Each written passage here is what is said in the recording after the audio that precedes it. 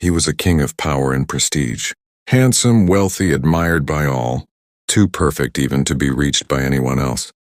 He lived in a world of grandeur and applause, yet his heart remained empty, for he believed that he stood too high to share love with another.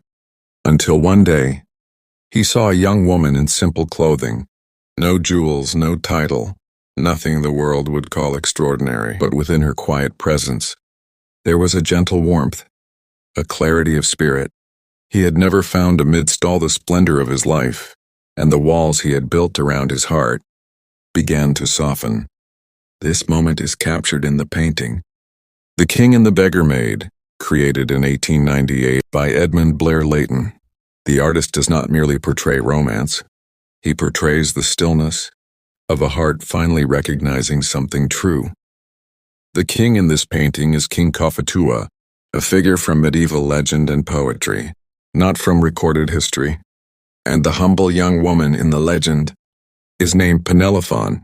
Their story was told and retold in English ballads.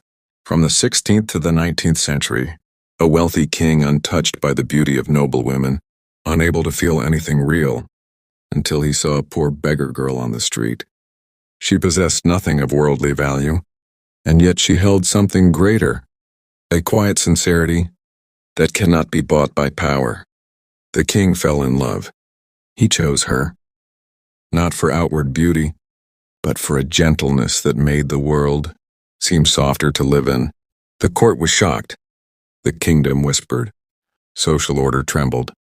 But the story endured, not because of the spectacle of their union, but because of the truth it suggests, that real love does not seek perfection, does not measure worth in rank or wealth, does not demand explanation.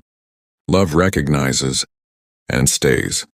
Leighton painted the moment when the king kneels before the beggar maid, a symbol that in love, even a ruler can set aside his crown and become simply human, and she, who never asked for anything, accepts his heart with the same gentle quiet. That is why this painting feels warm, not dramatic, calm, not grandiose, because their love in the legend was not a triumphant spectacle, but a soft presence that made life feel more human.